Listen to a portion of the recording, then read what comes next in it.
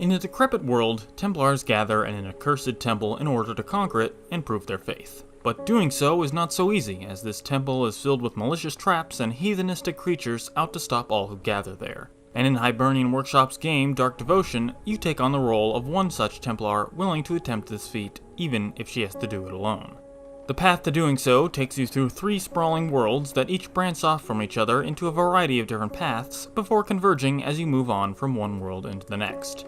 The gameplay involved while moving through these different worlds is your typical Castlevania-esque side-scrolling action where you go about collecting different types of equipment, such as weapons, consumables, and magic, and using them to fight your way through a multitude of different enemies and bosses. Alongside these items are a number of armors, trinkets, and blessings that help bolster your survivability, which are going to be helpful given the game's difficulty, and you will run into an odd cast of characters that may help you in unexpected ways.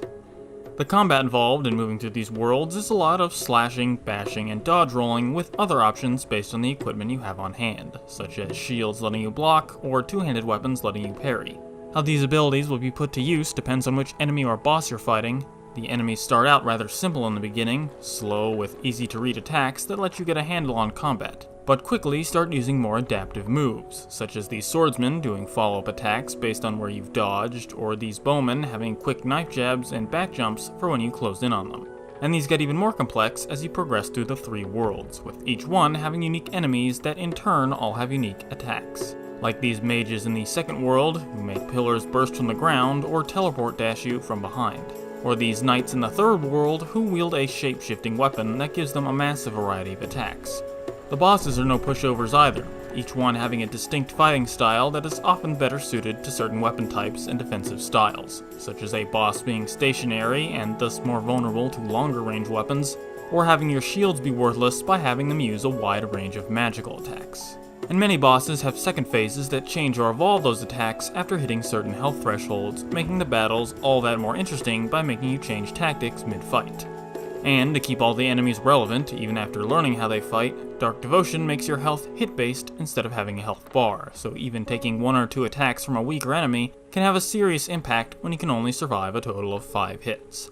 Of course, enemies aren't the only dangers you have to look out for. Each area is filled with its own types of hazards and traps, like lightning orbs that move erratically and create deadly bolts when they collide, or falling stalagmites that hide in the darkness, and these hazards are often showcased within the first few rooms of a new location as a way of introducing you to how they work. With no better example than the very first time you venture out of the hub area, where you're met with a spear from the ceiling that you'd evade, having seen it first in the tutorial area, then most likely drop into insta-killing spikes, which is not only an introduction to the first world's hazards, but also serves as the game's way of saying, pay attention, everything wants to kill you. Hazards and enemies aren't the end of your troubles, however. Dark Devotion also comes with a curse system that will pelt you with detrimental effects should you play the game poorly.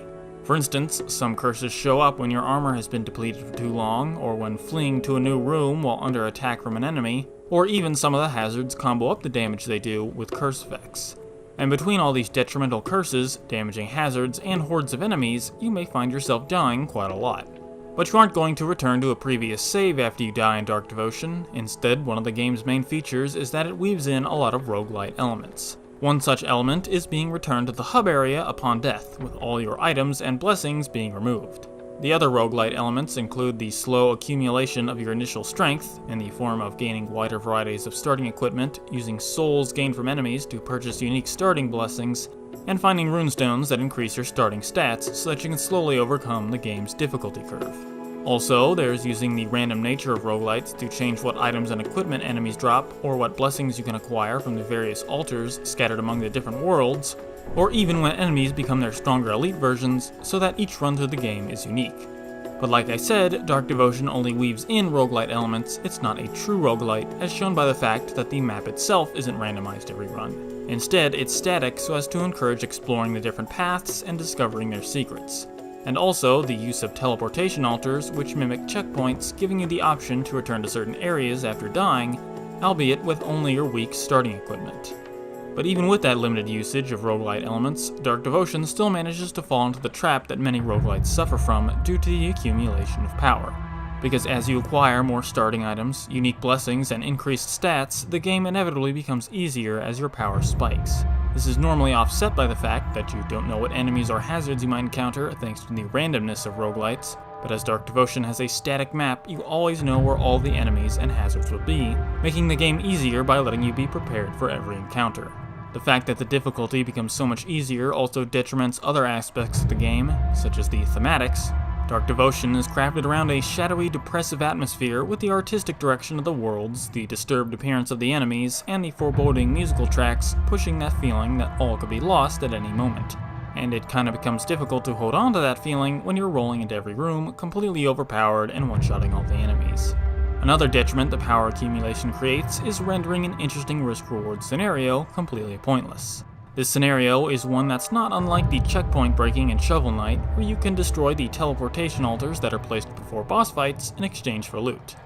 Under normal circumstances, you'd be risking the loot and your ability to return to that altar by trying to defeat the boss in one go, which is a rather decent challenge given the difficulty of the bosses, but the power accumulation removes that risk since you can take down bosses incredibly quick with little danger to yourself, turning that risk-reward scenario into just a reward-only scenario. The change in difficulty also puts a damper on the game's replayability, which is centered around exploring all the different paths, fighting all the bosses, while also seeking out hidden rooms and unlockable items, because the challenge of doing so virtually disappears with your increased strength. What Hibernian Workshop needed to do was add additional modes or challenges that could either take advantage of your beefed up stats or incentivize the player to avoid taking advantage of the available bonuses. At best, they have a challenge altar that caps your health and armor at 1 point each, making it so that any 2 consecutive hits kill you, and you need to beat the entire game from start to finish with that debuff. And this does take advantage of your bolstered strength to make a rather entertaining challenge, but with such limited health, it also encourages cowardice, pushing you to exclusively go through the easiest paths and fight the easiest bosses, essentially removing the enjoyment of variety as granted by the branching paths and randomized items. Though there is one positive behind these detrimental problems, and that's the fact that depending on how you play the game, you may never run into these issues.